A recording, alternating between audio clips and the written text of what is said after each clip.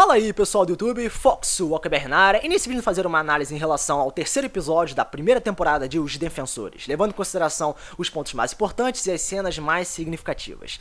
Então vamos começar com essa análise. Então galera, pelo que parece, novamente eu vou ter que falar sobre a questão de estrutura, né?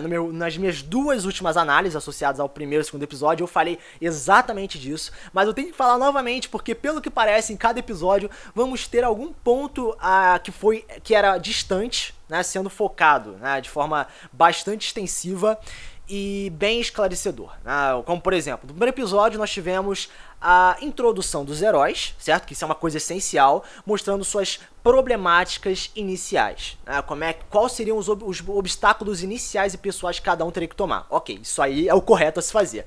Já no segundo, pelo que parece, teve o maior uso de personagens secundários, né? Alguns tentaram ajudar os heróis, outros tentaram evitar que eles se intrometessem em certos problemas, né? Algo que possa prejudicar eles de alguma forma, né? Então teve a questão dos secundários. Já no terceiro episódio teve uma coisa completamente diferente. Teve foco na Alexandra, né, que é aquela mulher que é misteriosa, que apareceu no primeiro e segundo episódio, que realmente não tinha nenhum ponto esclarecedor sobre essa personagem, o que ela estava fazendo realmente, sabe, quem era ela? Não tinha essa coisa, ela apareceu, chamou a atenção, mas não tinha o foco, né? Isso era, quer dizer, a falta de foco, claro, passou efeito de curiosidade, que foi devidamente conseguiu satisfazer isso nesse terceiro, foi o foco, focaram pelo que parece a vilã da temporada. E a Alexandra, tem que falar, a atriz é foda, ela, cara, qualquer coisa que ela faça, sei lá, eu olho pra ela e falo, cara, tu é a atriz mais foda do elenco, sacou? Você vê que ela é uma atriz de peso, você sabe disso. E, tipo, ela é foda pra caralho. Bom, enfim, sobre a situação da personagem. Teve todo o envolvimento com a Elektra, né? Que a gente conseguiu ver até uma ligação com o final da segunda temporada do Demolidor, que essa ligação atrai o telespectador. Pra quem viu o Demolidor, a gente fica, tipo, caraca, agora eu entendi a ligação, né? As cenas de luta iniciais são muito mais bem feitas que algumas anteriores. A coreografia ficou muito mais fluida, ficou muito mais bem feitas, né, como eu falei. Principalmente a última, né, que a Elektra simplesmente tem que enfrentar vários, pelo que parecem, ninjas, né, no meio do escuro e tal. Infelizmente não fomos capazes de ver, mas aqueles testes realmente foram bem severos. Mas é claro que a Alexandra queria ter certeza do que estava fazendo. Em outras palavras, um início bastante atraente, fazendo ligação com uma série individual de outro personagem, transparência de vilã e uso adequado das cenas de luta. Já começou um início muito bem. Agora, passando pra metade do episódio, eu tenho que falar que essa metade foi focado nos relacionamentos entre os quatro personagens que estavam separados. Eu tenho que dizer primeiro sobre as conversas conflituosas entre o Luke Cage e o Punho de Ferro. Nós sabemos que ambos começaram a fazer birrinha e tal, tipo, você bateu em mim no beco, você começou, foi ele e tal. Coisas normais entre homens, sacou? Isso é a coisa mais normal que existe.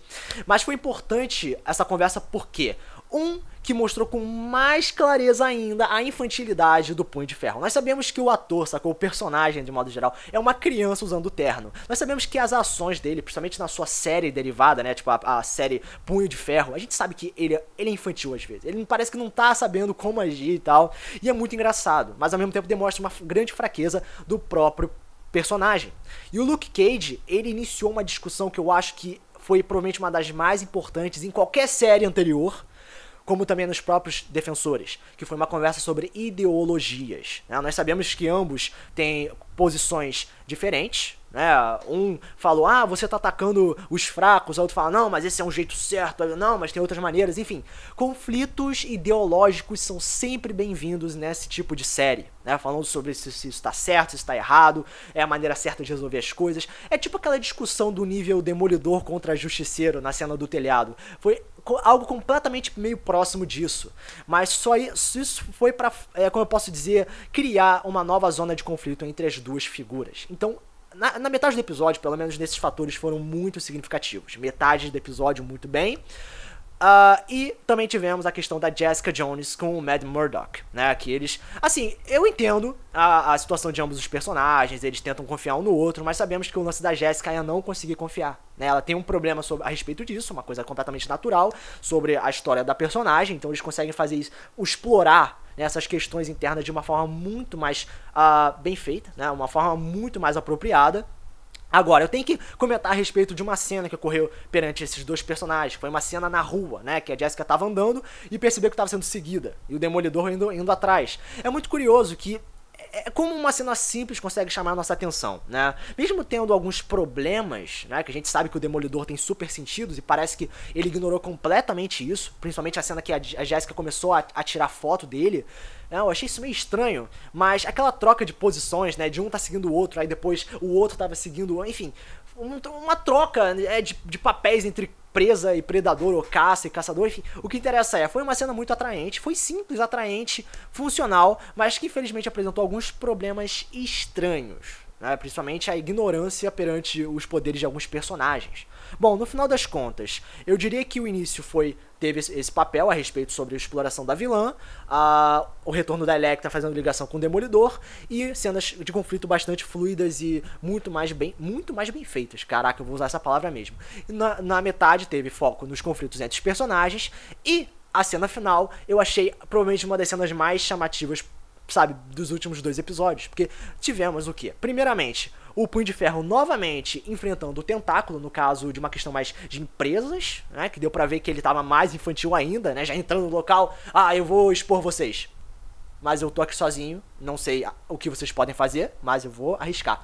O cara é uma criança que não consegue entender que tem que ter planejamento. O cara realmente não fez muita coisa, né, em relação a isso, demonstrando mais ainda a sua limitação, mas pelo menos junto a isso tivemos uma junção de cenas de conflito usando os 4 heróis. Foi uma coisa muito foda, porque deu pra ver os 4 heróis enfrentando vários vilões, cada lado com suas limitações, né? Até fomos capazes de ver o Danny tentando usar o punho dele falhando, né? Pô, teve uma hora que falhou e o Luke Cage salvou a vida dele.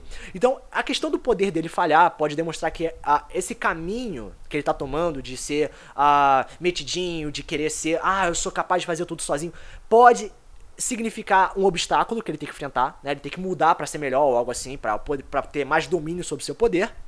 Engraçado que o poder dele só funcionou quando ele se juntou com os outros, né? Então isso pode ser uma metáfora pra união.